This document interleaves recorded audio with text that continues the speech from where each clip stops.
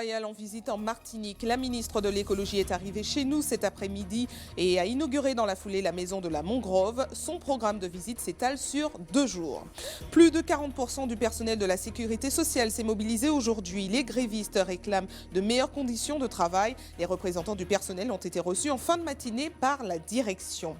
La semaine du handicap continue. L'occasion pour nous de nous pencher sur les conditions d'accueil des jeunes souffrant d'infirmité. Nous avons rencontré la jeune Léonille, 7 ans, qui s'adapte parfaitement dans son école. Et puis le secteur de l'assainissement évolue en Martinique. 3 nouvelles plateformes de traitement des eaux usées seront bientôt mises en service. Objectif, faciliter le travail des vidangeurs des fosses septiques. Et puis notre invitée, vous le voyez, notre invitée politique de ce mardi soir est Marie de Virginie. Elle est porte-parole en Martinique de François Asselineau, qui est officiellement candidat UPR à la présidentielle. Bonsoir à tous et bienvenue dans cette tranche info que vous pouvez suivre en direct sur Facebook. Nous commençons tout de suite avec du social, avec une partie du personnel de la Caisse générale de sécurité sociale qui est en grève depuis hier. Ce matin, 50 salariés se sont mobilisés devant le siège à Place d'Armes au Lamentin. Environ 40% des agents du territoire revendiquent de meilleures conditions de travail avec 20 points de revendication.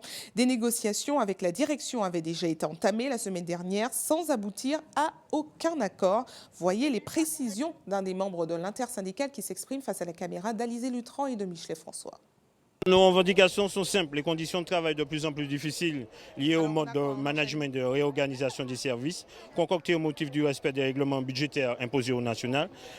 Le refus de la direction de répondre sérieusement à la plateforme du personnel informatique, la revalorisation des fonctions d'animateurs, d'équipe et de référents techniques, les conditions de travail, l'application de la convention collective, mais aussi l'application des protocoles d'accord signés aussi par l'UCANS, l'arrêt de l'écrêtage prévu par le protocole d'accord sous l'horaire variable, le respect des différentes organisations syndicales et de l'exercice de leur mandat et le respect des réglementations sur les BDES. Notre directeur ne nous a pas donné un total accord sur tous les points de revendication qui ont été faits. Donc aujourd'hui, nous avons dû aussi la grève, nous avons monté le ton, nous avons bloqué une entrée de la caisse, mais l'autre entrée est ouverte et les assurés, les agents qui veulent travailler peuvent y entrer.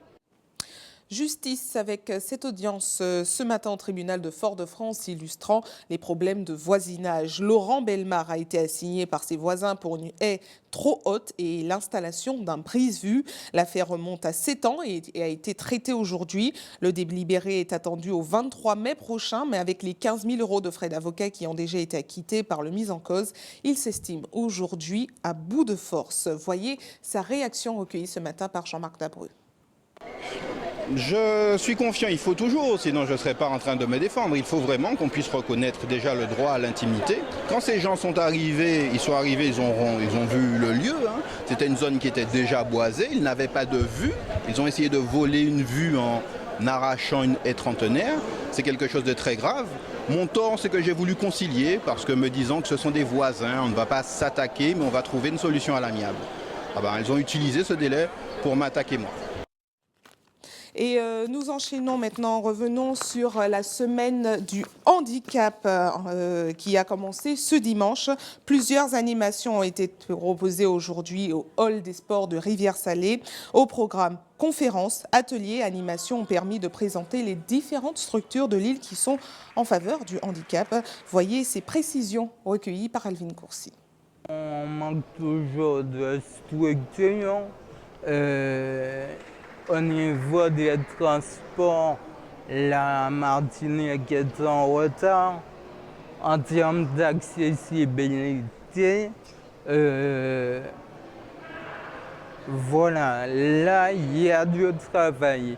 Mais la DEAL fait son travail.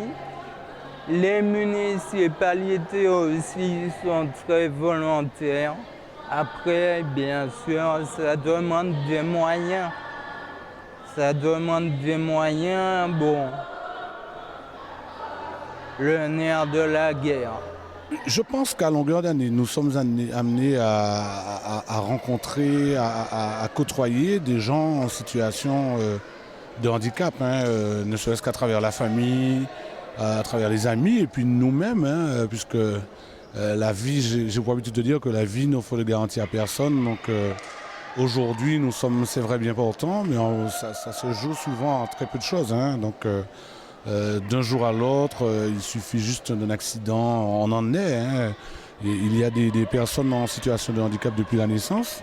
Il y a aussi des gens, du fait d'un accident de voiture, d'un accident de travail, se retrouvent dans cette situation. Et donc forcément, il est tout à fait normal que je m'y intéresse et que tout un chacun d'ailleurs s'y intéresse. Et toujours dans le cadre de la semaine du handicap, intéressons-nous maintenant à la scolarité des écoliers qui sont dans cette situation. Comment vivre une scolarité normale? C'est ce que nous allons voir tout de suite avec la jeune Léonille, 7 ans, qui souffre d'une maladie rare qui altère sa vue. Chaque jour, elle est accompagnée de professionnels qui lui apportent une aide personnalisée. Voyez ce reportage d'Alvin Courcy. Léonie est au CP. Et rien ne la différencie de ses camarades, si ce n'est ses petites lunettes de soleil. Elle est atteinte d'une maladie génétique rare, la chromatopsie. Sa vision floue ne supporte pas la lumière du jour et ne distingue pas bien les couleurs. Pour pallier ce handicap, une assistante est là pour lui permettre de faire les mêmes exercices que les autres élèves. On va placer les articles dans la colonne de gauche, le chalet. Donc ici les articles et ici les noms. Tous les documents sont agrandis pour Léonille, adaptés à sa vue. Et donc c'est plutôt effectivement, c'est le même travail que les autres élèves. Et afin qu'elle ne soit pas mise à défaut par rapport aux autres, donc elle a le même travail, sauf qu'il est plus agrandi, adapté à sa vue en fait. Et grâce à l'aide de Carole, Léonie est parfaitement intégrée au sein de sa classe. Elle fait juste les agrandissements où elle fonce. Puis moi je travaille. J'ai l'impression d'être comme mes autres copines. Si Léonie bénéficie de supports pédagogiques adaptés comme des consignes d'exercices agrandis, c'est grâce au travail de Lynn et Valérie. Après une formation de 2 ans dans l'Hexagone, elles ne sont que 2 en Martinique à être transcriptrices. Nous recevons des documents en priorité des professeurs de l'éducation nationale et nous sommes chargés en fonction de la pathologie des jeunes d'adapter des documents pour que les documents leur soient accessibles. Donc nous travaillons avec le gros caractère, le braille et les dessins en relief. Il y a un logiciel spécifique pour transcrire le noir, c'est-à-dire les caractères normaux, en braille. C'est un logiciel spécifique qui passe de l'un à l'autre et ensuite la production se fait par l'intermédiaire d'une embosseuse. C'est une imprimante spécifique aussi pour la sortie du braille. Grâce au travail de ces professionnels, depuis 4 ans en Martinique, tout est fait au niveau de l'académie pour qu'un maximum d'élèves en situation de handicap bénéficient d'une scolarité dite normale. Au 31 décembre 2016, les enquêtes ministérielles ont révélé pour l'Académie Martinique 2293 élèves en situation de handicap, dont 1800 scolarisés en milieu ordinaire, c'est-à-dire dans les établissements scolaires publics et privés sous contrat. Les 500 autres sont scolarisés dans les unités d'enseignement des établissements médico-sociaux. Malgré ces efforts fournis, plus de transcripteurs et de professionnels spécialisés seraient les bienvenus sur notre île pour que d'autres enfants comme Léonie puissent poursuivre leurs études dans les meilleures conditions possibles. Politique maintenant avec le ballet des personnalités politiques de l'Hexagone qui continue chez nous. Aujourd'hui, c'est au tour de Ségolène Royal de venir en visite. Arrivée de la Guadeloupe cet après-midi, elle s'est rendue directement aux Trois-Îlets où elle a inauguré la maison de la mangrove. En présence des élus locaux, dont le président du conseil exécutif de la CTM, elle a affirmé sa volonté de soutenir toutes les actions de protection de nos espaces naturels. Voyez les explications d'Alizé Lutran et de Michelet François. L'inauguration de la maison de la mangrove, élément majeur de la biodiversité, une étape importante dans la protection de notre environnement. Comme vous le savez, la loi sur la biodiversité et la préservation des paysages et des mangroves, avec un objectif à l'horizon 2020 de 55 000 hectares de mangroves sur toute la France, outre-mer compris, nous avons aujourd'hui l'appui et surtout des fonds pour pouvoir continuer notre action de préservation de l'environnement et surtout des milieux humides et des mangroves.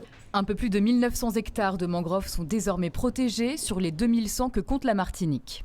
L'urgence à protéger la mangrove se repose principalement sur le fait que cet habitat est sous forte pression. Il y a énormément de déménagements qui ont eu lieu déjà. On a remblayé une grosse partie des mangroves. Et alors qu'on sait que cet écosystème rend des services énormes à la société en tant que protection contre les houles cycloniques, par exemple. S'il devait y avoir un séisme avec un tsunami, on serait protégé. C'est aussi un habitat qui sert de nurserie pour la plupart des poissons commerciaux, etc. Donc de nombreux services sont rendus par les mangroves. Et aujourd'hui, c'est vrai que c'est un habitat qui n'est pas assez protégé. Un dossier de reconquête des mangroves important pour Ségolène Royal, la ministre de l'Environnement, de l'Énergie et de la Mer, avant la fin de la mandature. C'est la continuité de la visite de 2014 où j'avais promis de revenir. Et par ailleurs, comme j'ai fait beaucoup dans la loi de transition énergétique pour les zones non interconnectées, les territoires insulaires, je me suis beaucoup impliquée aussi sur le territoire de la Corse. Et là, je ne voulais pas oublier les Antilles, notamment Martinique et Guadeloupe, où j'ai annoncé une hausse de 35% du prix de rachat du photovoltaïque. Et donc, je suis venue là aussi pour pousser en avant les modèles énergétiques pour permettre à la Martinique et à la Guadeloupe d'accéder à l'autonomie énergétique. En fin de journée, Ségolène Royal a été reçue à la CTM où elle a signé une convention en faveur de l'énergie positive. Demain, pour sa dernière journée chez nous, elle rencontrera des acteurs de la protection maritime. Et plus tard dans l'après-midi, la ministre de l'Environnement a poursuivi sa visite sur le chantier d'une future caserne de pompiers qui sera entièrement aux normes parasismiques. L'occasion pour Ségolène Royal d'évoquer les futures actions de soutien à la collectivité pour le renfort des bâtiments publics. Voyez les précisions recueillies par Alizé Lutran et Michelet François. Cette caserne est un exemple de la prévention, de la mobilisation. C'est là qu'est le pôle de décision concernant donc la répétition grandeur nature. C'est là qu'est le commandement aussi de cette dynamique de protection et de mobilisation de la population. Donc c'est tout à fait remarquable et exemplaire. C'était important que moi-même, en tant que représentant de l'État, je vienne consolider ces équipes qui représentent le grand service public de l'État. Il va y avoir un investissement de 450 millions d'euros sur l'ensemble des territoires. Et ça, je crois que c'est un investissement extrêmement fort qui va créer en plus des emplois dans la filière bâtiment.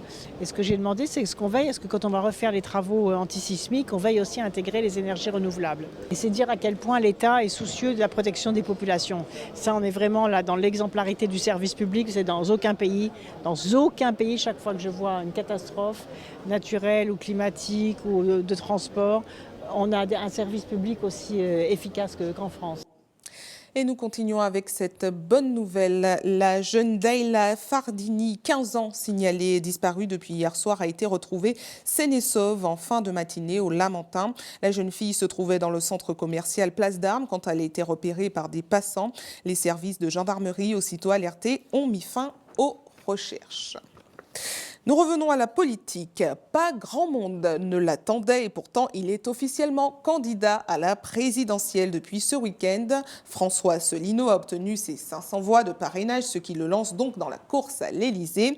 Il a un porte-parole chez nous, elle s'appelle Marie de Virginie et c'est notre invitée politique de ce mardi soir. Bonsoir à vous. Bonsoir. Merci d'avoir accepté notre invitation. Merci. Alors, le candidat que vous soutenez n'est pas très connu chez nous. On va le présenter ensemble, si vous le voulez bien. Plaisir. Il a 60 ans. Il est président fondateur de l'UPR, l'Union populaire républicaine, un parti qui a une antenne locale chez nous depuis environ 2 ans. C'est ça.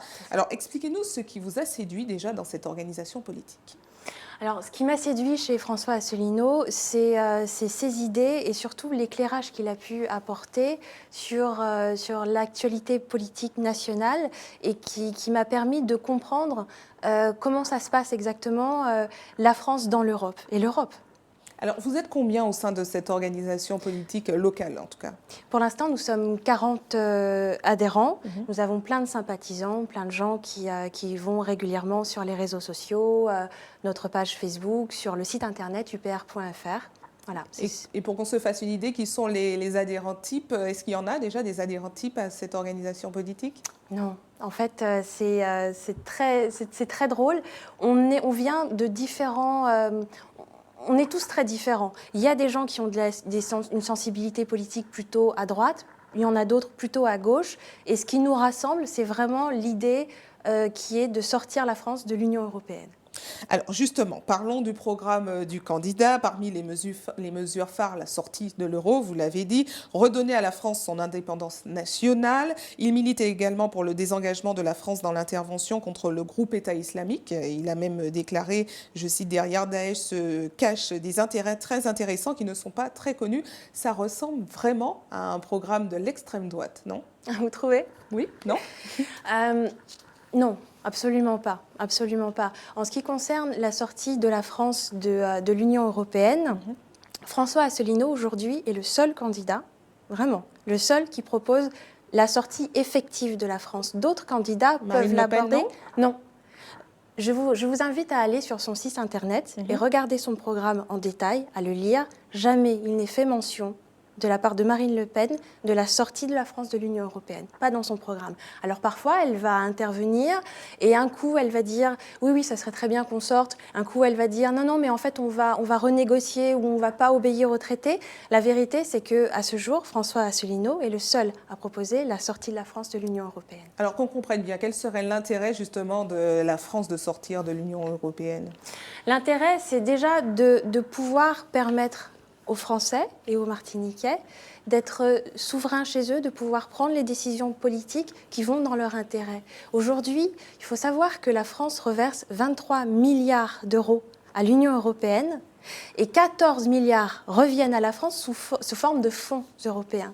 Ça veut dire qu'il y a 9 milliards de manque à gagner. C'est une chose très bénéfique. Ça serait une chose très bénéfique et surtout, retrouver le franc permettrait à l'économie de la France de vraiment tirer son épingle du jeu. L'euro ne nous sert pas à nous, Français. Parce qu'on nous dit justement tout le temps le contraire, que sortir de l'euro, ça serait la crise assurée. Les économistes, c'est ce qu'ils disent. Je vous invite à regarder ce qui se passe en Angleterre. Pour l'instant, ça se passe très bien pour eux. Ils ont engagé leur sortie qui va être effective. En tout cas, la demande va être effective d'ici très peu de temps. Au niveau économique, justement, plein d'économistes qui sont nobélisés sont en train de dire que l'euro est en train d'arriver à son terme. Je pense que ça serait intéressant justement d'arrêter d'écouter ce que disent les grands médias et de chercher des informations ailleurs. Alors, le candidat, justement, il a présenté son programme aujourd'hui en direct sur les réseaux sociaux, notamment via Facebook. Pour l'instant, il n'a pas de vrai programme pour les Outre-mer. Est-ce que vous, en tant qu'organisation locale, est-ce que vous aurez votre mot à dire dans la mise en place de son programme? Oui, bien sûr. Bien sûr, nous sommes consultés. Bien sûr que nous avons la possibilité de faire des retours à François Asselineau et ces retours sont pris en compte. Alors, quelles sont les mesures que vous lui aurez proposées, par exemple? Eh bien, qu'est-ce que je lui proposerais? Vous n'avez pas encore fait, c'est pas encore fait, ça sera fait, c'est ça? Non, ça sera fait. Ça sera fait. Pour l'instant, on est en train de se concerter pour lui envoyer les propositions, mais dès qu'elles seront soumises à François Asselineau et acceptées, je me ferai un plaisir de les envoyer. Alors, vous n'êtes pas inconnu des téléspectateurs d'ATV, puisqu'on avait déjà réalisé un portrait avec vous il y a quelques années dans l'émission L'amour s'enchaîne. Vous êtes la fille de Louis-Félix Duville, qui est une figure politique du MIM, qui est aujourd'hui directeur de cabinet d'Alfred Marie-Jeanne. Est-ce que c'est lui qui vous a donné le goût de la politique? Le goût de la politique, non, ça serait plutôt le contraire.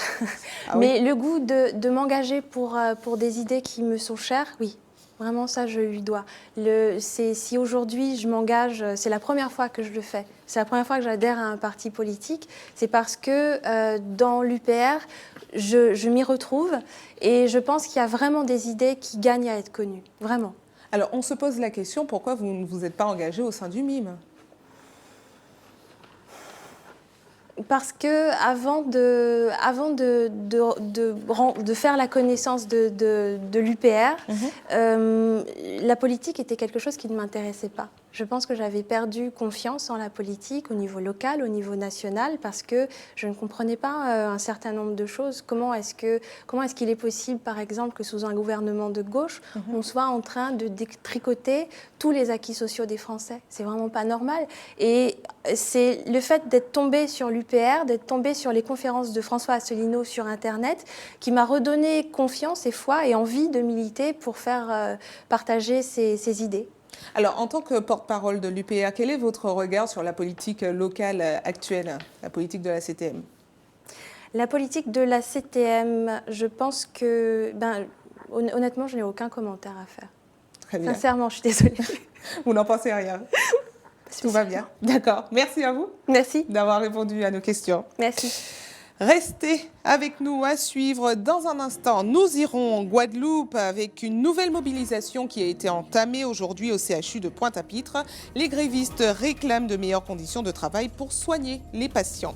Et puis dans notre JT des communes, Hubert Bornil nous parlera de la situation des piétons du quartier Pelletier au Lamentin qui se mettent tous les jours en danger faute de trottoirs sur la RD3.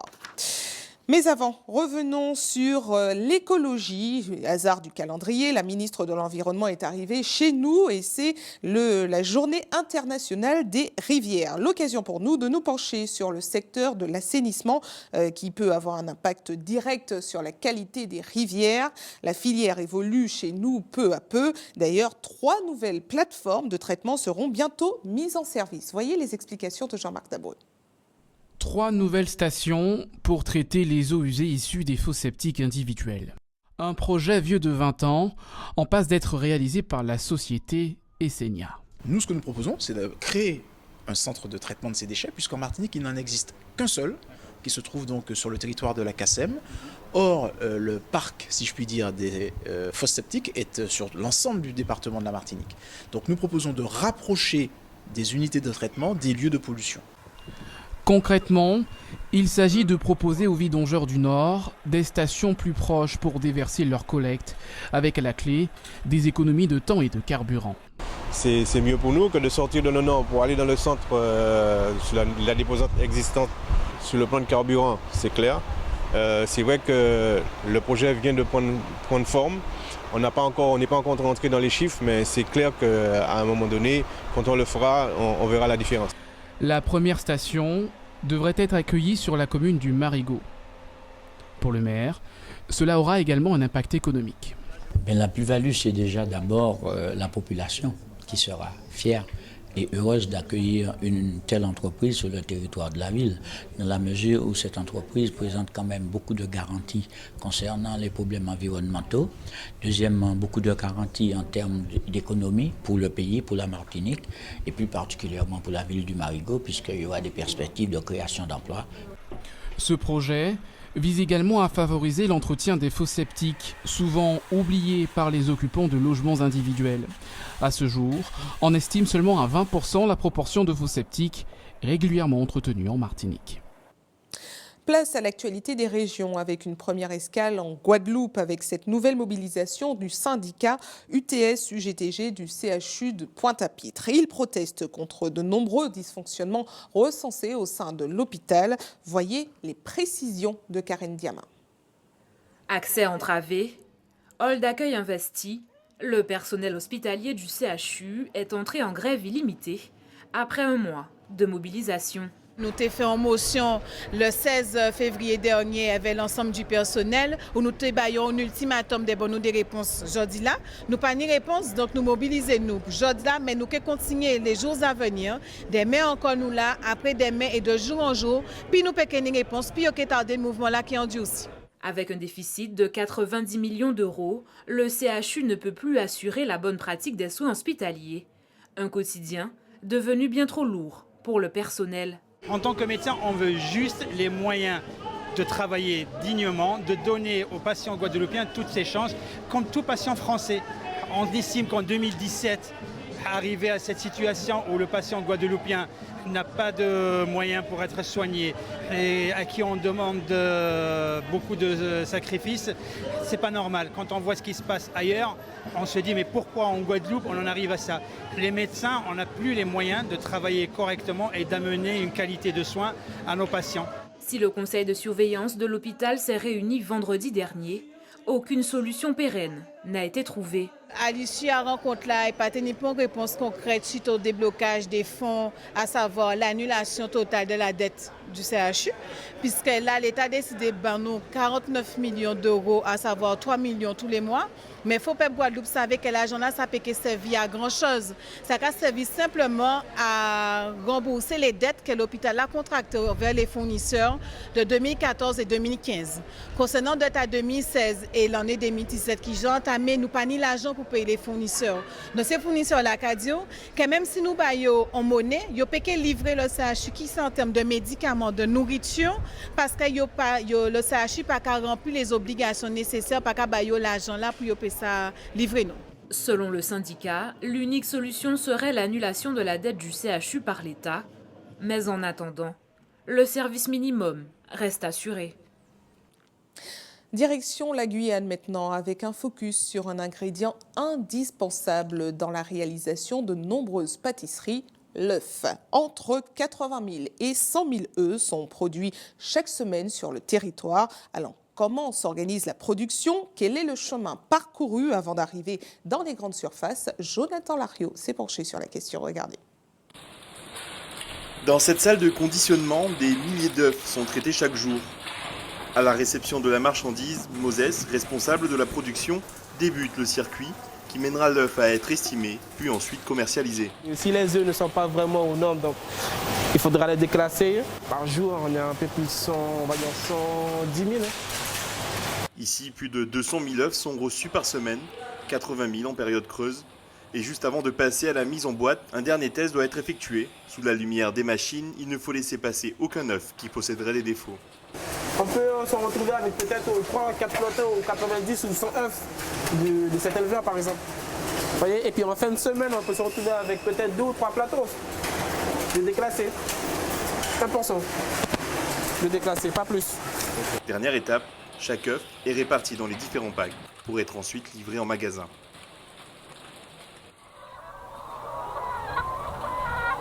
Pour ces œufs, c'est ici que commence le périple. C'est dans ce type d'élevage de poules pondeuses d'environ 3000 bêtes par cage que viennent les œufs des supermarchés. Chaque œuf, après ponte, est strictement contrôlé et réparti en différentes catégories selon leur qualité. 100% des élevages qu'on retrouve en Guyane ce sont des poules au sol. Les poules, elles sont au sol. Au milieu, on retrouve le pondoir automatique. Devant, les abreuvoirs. Ensuite, on a les mangeoires automatiques.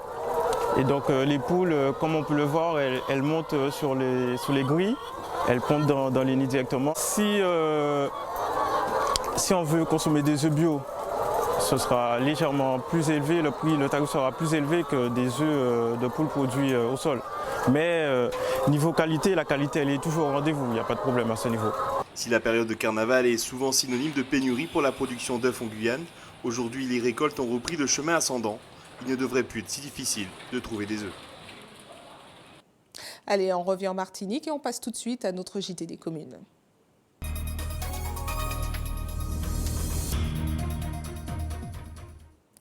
Un JT des communes qui vous emmène au Lamentin où les piétons sont particulièrement vulnérables au niveau de la RD3 et la RD3A en direction de Pelletier. Il n'y a pas de trottoir, alors les marcheurs sont obligés de circuler sur les bas-côtés des voies. Problème, ces routes sont considérées par certains comme des voies à grande vitesse. Hubert Bornil et Loïc Régis se sont rendus sur place. Regardez.